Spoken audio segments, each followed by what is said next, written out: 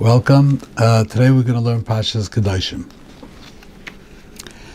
So the pasuk starts, Parsha Ish imay v'aviv tiro v'yesab shoysai tishmayru ani Hashem Elokeichem.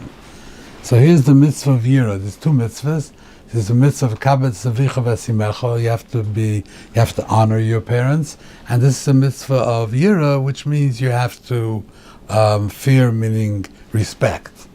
Doesn't mean you have to be afraid of them, they're not going to hit you. It means you have to have yiras harayim them, you have to have respect for them. So Rashi says like this, Ish ima v'yovav tiro. So Rashi says, Kol echad mikem tiro ovavimai. Each and every one of you should have respect, have yira for his father and his mother.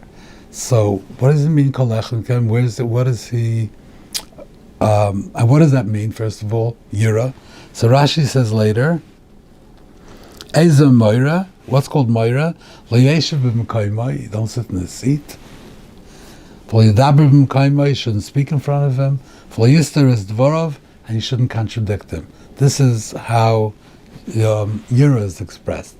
Respect is expressed by doing these things, or by not doing these things. V'eza kovod, what's honoring? Machal, mashke, malbish, Umandal, he gives him food and drink, and he gives him shoes, machlis and moitzi.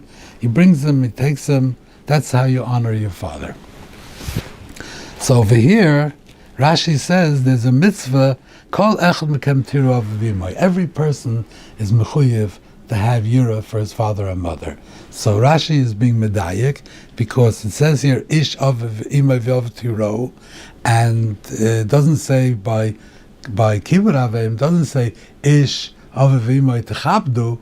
So over here the Torah is being marba that it's a chiyuv on every single person. So the question is, why would I think that it's not a chiyuv on every single person?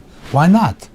I mean, the Torah doesn't tell you by kavod that you have to every single person is a mechuyev. Every mitzvah in the Torah applies to everybody. So if you have a mitzvah in the Torah to respect your father, so then that also should apply to everybody. So, Emerson, normally you understand that the Moira respect that it's expressed by not sitting in his place is, if you have Moira from a Rosh Hashiva or from a chashuv person, then you're not going to sit in this place. This is an expression of the Moira that you have. But if a person is, let's say, much bigger than his father, let's say his father is not somebody that inspires respect. Somebody, maybe he's a pashta person, doesn't inspire respect. So then, I would think that maybe, what can you do? I mean, how could I? It's a feeling. You have a chiyuv to have a feeling. So when it comes to kibbud avim, every person has a koros hatov, or he should have a koros hatov to his parents, because they brought him into the world. If it wasn't for them, he wouldn't have life. So therefore, every person naturally, if he's a mensch, a normal person, naturally, no matter who the father is, no matter who the mother is, has a natural feeling of hakaras hatov to his parents, and that feeling of hakaras hatov is expressed by making sure they have what to eat and what to drink and what to wear. That's how it's expressed. But when it comes to yira, so why do you have a natural feeling of respect for a father? Why? What if the father is not deserving of it? It's not a question of hakaras hatov here. It's a question of respecting him and fearing him and expecting him for who he is. So I would think that maybe you don't have a chiyuv. So that's what the pasuk tells you, that you do have a chiyuv. Why? So what do? So the mitzvah that we saw before, that you're not supposed to sit in this place, that is not derived from a feeling. That is the mitzvah. The mitzvah is to act towards him as if you respect him, and even if you don't have any reason to respect him, you have to act towards him as if you respect him, as if you look up to him and you hold him in reverence and awe, and that's what you're supposed to do, and hopefully through that you will engender the feeling of respect. But it doesn't start with a feeling of respect. By kibbud aim, it starts with a feeling of hakaras hatov. So this is how it's expressed. Over here, it doesn't necessarily start with a feeling of respect. It starts from the other side. It starts from what you're supposed to do, and therefore that applies to everybody. And could be that's why it says also the lashon ish. Ish in the Torah is always used for a great person. So he's saying even a great person has to have respect for his mother and his father, even though they are much smaller than them. So that's what the pasuk is telling you. Everybody has to have that respect. Now, just take take this a little bit further. So over here it says Aviv v'imay, imay v'aviv, first the mother and then the father, and by kibbud avim it says kabis avicha v'esimecha, first the father and then the mother. So Rashi says, Kan higdim aim lahav. Over here the Torah is magdim, the mother to the father. Why? Visha goli yifanav, the Rebbeinu Shalom is goli for the Rebbeinu Shalom. Sha'ben yorei es aviv, yoser me'imay. So since the son has more moira for his father than for his mother, therefore the Torah is madgish that you have to have respect for your mother, even though you naturally have more respect for your father, you have to respect your mother. So that's why it's magdim aim aviv. So it says that this comes from the Gemara, and the lashon of the Gemara is lefisha goli lefanov, because it's goli for the Rebbeinu Shalom. Why do you say it's good? It seems like it's something which the Rebbeinu Shalom knows, because the Rebbeinu Shalom, everything is goli for him, so he knows that a ben has more respect for his father than for his mother. But apparently, why do you have to say it's goli lefanov? This is the way of the world. Derech Olam is that a son has more respect for his father, and he has more covet for his mother because she's kinder to him and she's nurtures him, so he has more respect for his mother. That's the nature. And on the other hand, when it comes to respect, he has more respect for the father. So what does it mean, gol l'fanav? What's the gol l'fanav? So I think what he's saying over here is that even if the father is let's say the father is not moritz, he's like a pashta person, and say he can't even read. So even such a person, and the Gemara says, why is a gol l'fanav that you have more respect for your father? Because it's malamdei Torah, because the father teaches him Torah. But not necessarily. Sometimes the father does teach him Torah, sometimes the father doesn't. If the father is illiterate and he can't even read from a Siddur or a Pasuk Chomish, then he doesn't teach him Torah. So what does this mean? So the goal of the fun means that I think what he's saying over here is that every person, because the role of the father is to teach him Torah, so every person has an innate respect for the father. He has an innate yira. It's built in that way. No matter whether it can actually do it or not. But since that's the role of the father, so every person, we see the Chavos speaks about many things that are innate, that are like wired into a person. So it's Golol the father, the Rebbeinu Shalom knows, he sees into the neshama of every person, he knows that it's Golol, that is wired into you, that you should have respect for your father. Will you actually have that respect or not? Maybe you will, maybe you won't, but if you don't, it's going against something that's built into you innate. So that's the Golol of Fanav. So when you have to, as we were speaking before, that there are certain things that you have to do, not to sit in this place, and because that will create respect. It's not creating a yesh ma'ayin over here. It's not the pshat that basically you have no respect for your father. But do all these things, go through the motions, don't sit in the seat, and maybe this will lead to respect. It could, but I think it's more than that.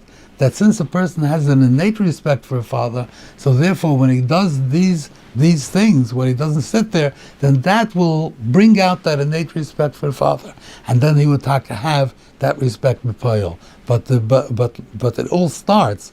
It starts especially by a ish, a big person. It has to start with just doing the right thing. Then often, it doesn't start with the feeling. Okay, now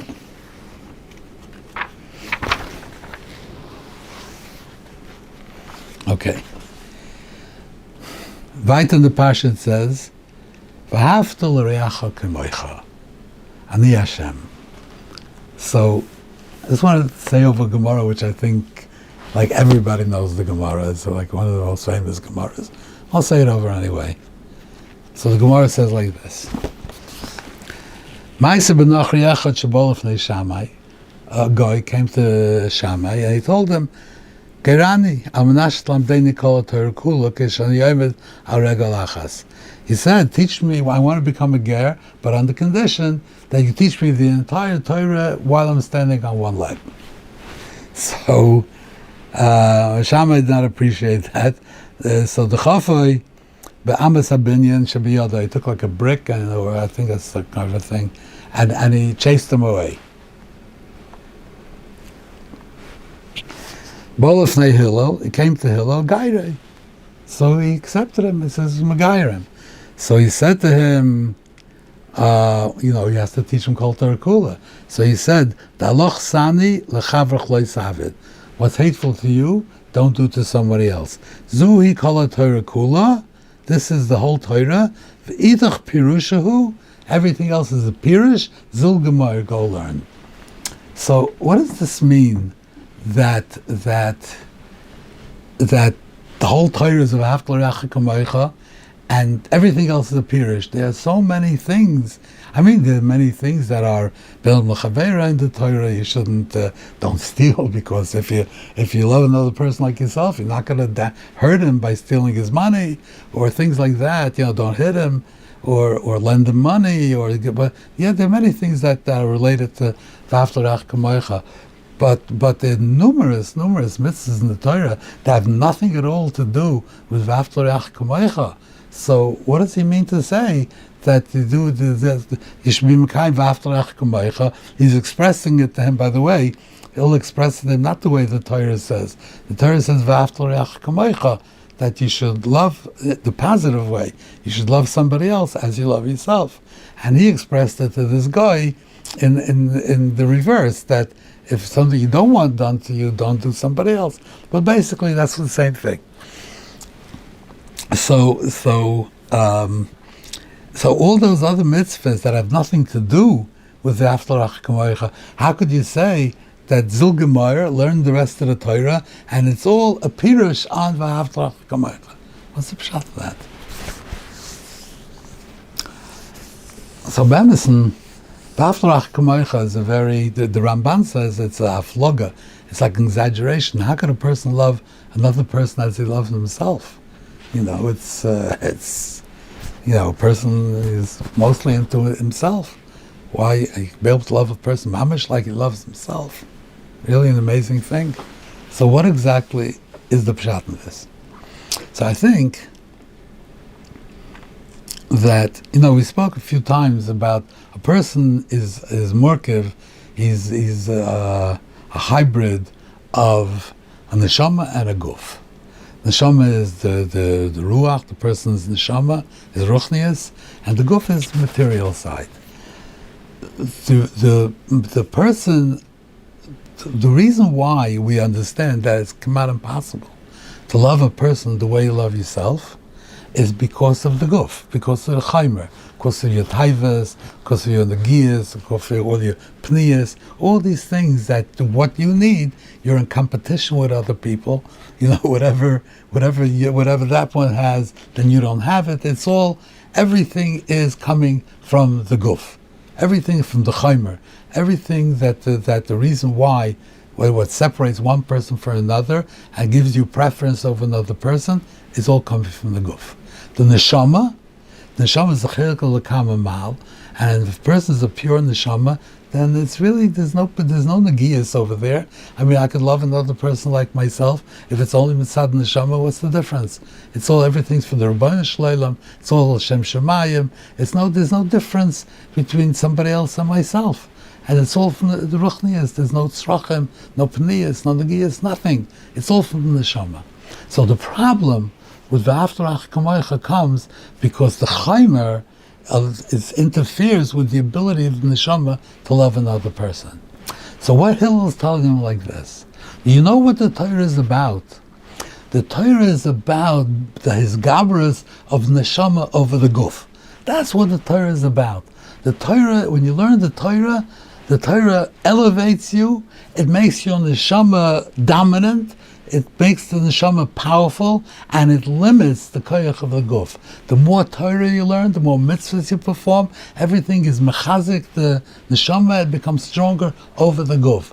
V'ahavta l'reacha kamocha, the ultimate goal of v'ahavta l'reacha kamocha, that you should be able to love another person like yourself. The way to reach that goal is by the neshama being misgaber over the guf. Then you could forget about your own chacham, and you could care about another person the way you care about yourself. So how do you do this? Open up the Torah, see what the mitzvahs are, sit and learn, and that will lift you up, and that will make your neshama more powerful and more dominant, and then you'll be able to come closer to the ideal of v'ahavta l'reacha kamocha. That's what Hillel was telling him. So I want to conclude with one short thing, just an observation. The pasuk says, "Lo yisahadu pnei gadol, b'sedek tishra misecha," that when you have it in Torah, the dayan, and he has two people in front of him, so he should not show preference to the gadol. Now, why would he show preference to the gadol? What does that mean? First of all, what is the gadol? Who is the gadol?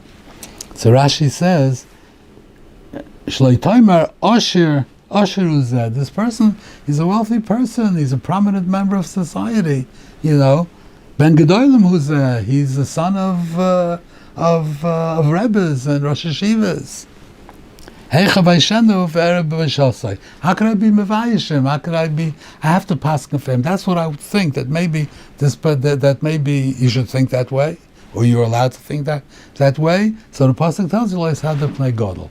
So gadol, Rashi is teaching Ashir, a rich person, or a ben gedolim, but he does not teach it as a gadol. Not a gadol. Why does he say why ben gedolim? Why not a gadol? Why not a Rosh Hashiva? Why not a Rebbe, a big Rav? Why isn't that the gadol? No, either Ashir or the son of gedolim. So I think what the reason is, because if he's a true gadol, he's not going to end up in Bezdin. Either he's not going to touch anybody's money, nobody can have kindness to him that he took something that doesn't belong to him. And fakert, if somebody doesn't come to have, if somebody takes his money, he will work it out. He'll figure it out. He'll be masada with him. He's not going to end up in Bezdin.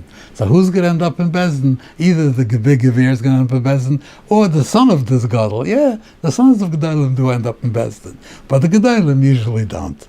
Thank you very much. I hope to see you next week.